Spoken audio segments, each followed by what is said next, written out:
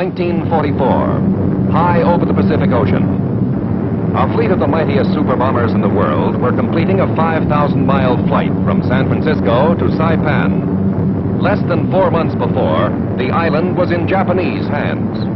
It was for bases like these that American soldiers, sailors, and Marines had fought the costly battle. On Columbus Day 1944, B-29s discovered Saipan.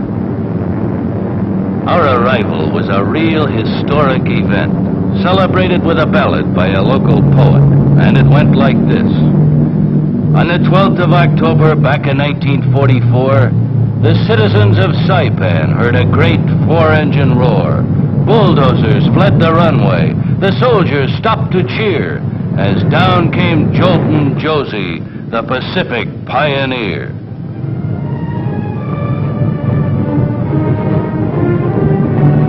It was a great day for the aviation engineers and service groups who had hacked the airfield out of jungle. To them, Jolton Josie was a sensation who shamelessly stole the show. Some Jap officials already knew that Saipan, as an American base, with its threat of aerial bombardment, spelled eventual defeat for Japan. The landing of the B-29s gave reality to that threat. The new arrivals were men who had flown fortresses and liberators in all theaters of war. They were led by a former 1928 flying cadet, who in 1944 was named Deputy Chief of Air Staff and was now commanding the 21st Bomber Command, General Haywood Hansel. Well, the first element of the 21st Bomber Command has arrived. When we've done some more fighting, we'll do some more talking. Thank you. All over the Marianas, B-29s were getting ready to carry out the General's promise.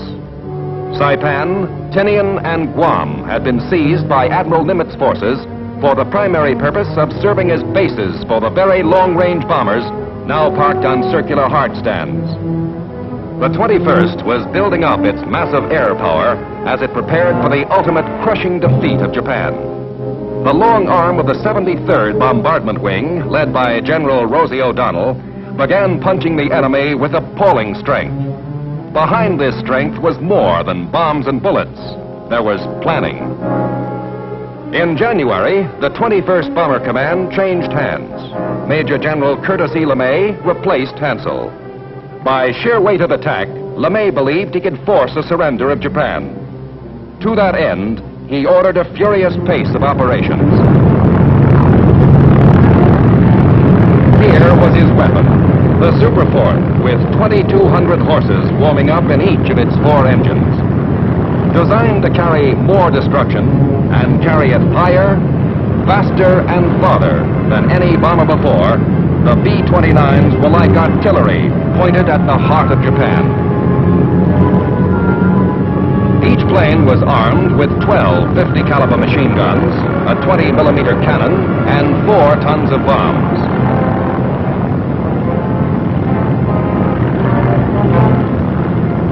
Fully armed, the 21st Bomber Command was taking off for Japan.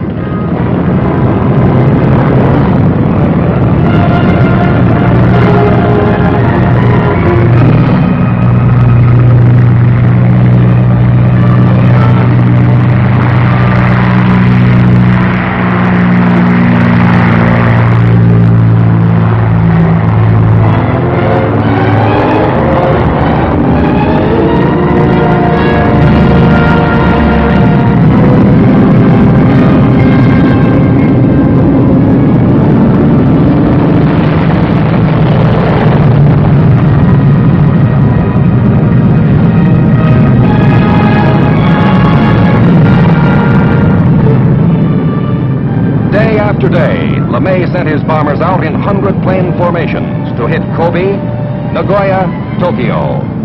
In 2 months, he increased the attack missions to 200 planes, building to an 800-plane climax. Jap raids had tried to stop the B-29s. They might just as well have tried to stop an onrushing typhoon.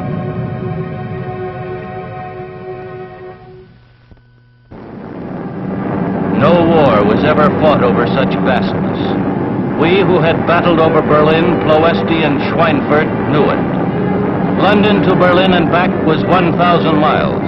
The Foggia-Ploesti run, 1150.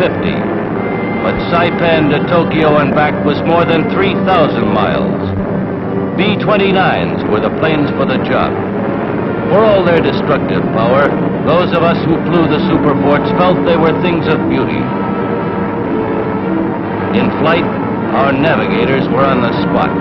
An error of 2 degrees could put all of us over nothing but ocean in a plane with empty gas tanks. It was a long ride on the longest, toughest bomber missions in the world. As we approached enemy sky, the crews prepared for the deadly business ahead. While making the slow climb to altitude, our gunners warmed up the central fire control system. Inside a superfort, you can't see a gun. You fire by remote control. We had electronics, superhuman brain power at the flick of a switch. Then we waited for the Japs.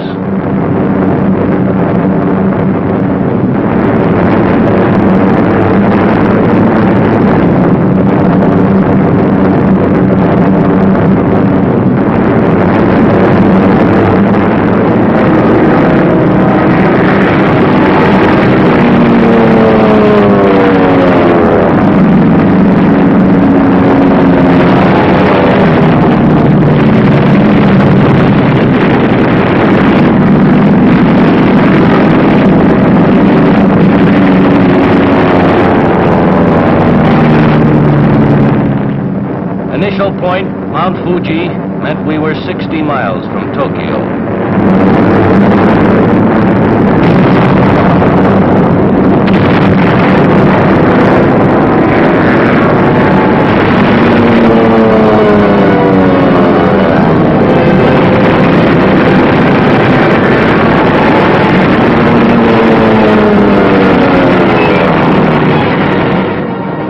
The leading B-29s found their objectives. Now, below us, Tokyo. Tokyo, which the Jap High Command had boasted was outside the range of land-based American bombers.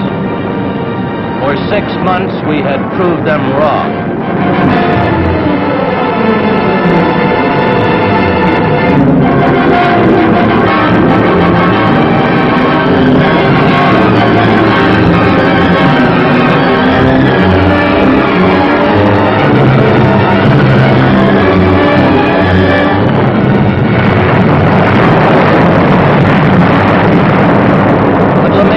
Satisfied with the results of these high-level precision tactics. Suddenly in March, he switched to low-level, nighttime, maximum effort fire raids. And Japan's dreams of world empire went up in a flaming inferno.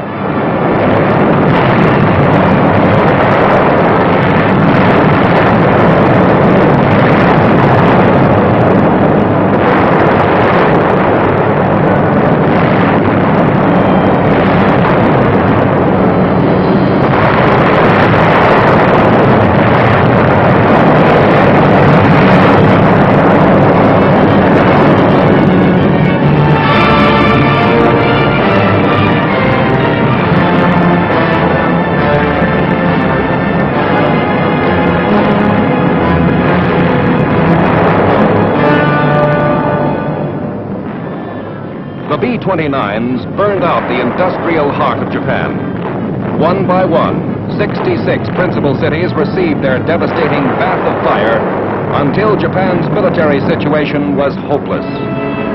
They could not have held out. They had lost control of the air. Their capacity to wage war was destroyed. The fire raids had even killed much of their fanatical resistance. B-29s were making Japan bleed internally.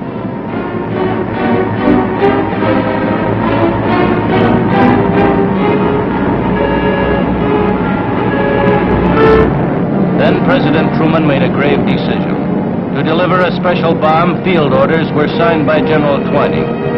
They instructed Colonel Paul Tibbets and his B-29 crew to drop what they called the gimmick. At 08:15 on August 6, over military target Hiroshima, Bombardier Major Farabee took over. He was about to drop the atom bomb.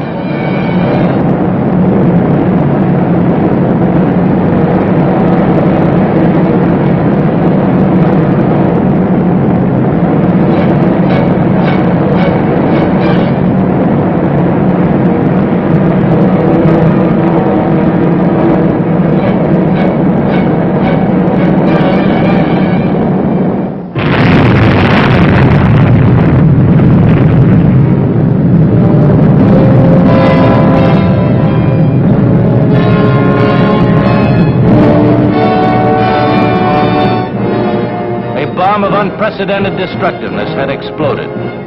3 days later, a second atom bomb was dropped on Nagasaki. Atomic energy had made air power all important. Dread were the threats for the future. Strong the requirement for air power.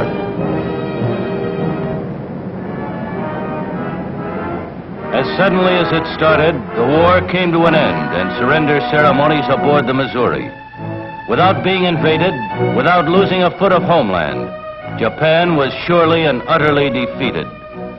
Before the atom bomb, before the Soviet entry into the war, Japan was beaten through the forceful application of Allied land, sea, and air power. The Japanese surrender had come so quickly after mounting the B-29 offensive and the atom bomb climax that advocates of air power felt our most optimistic predictions were confirmed.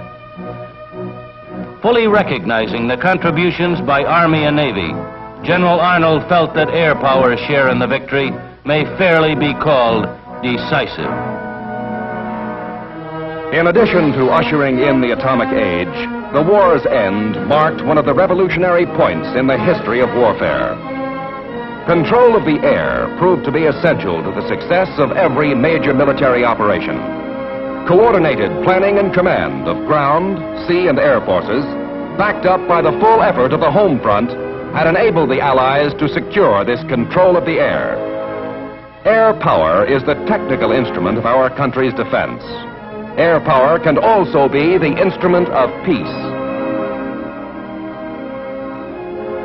The United States Air Force has made it apparent to any potential aggressor that an attack on the United States would be immediately followed by a devastating air atomic counterblow. The atomic weapon thus makes air power the primary requisite of national survival.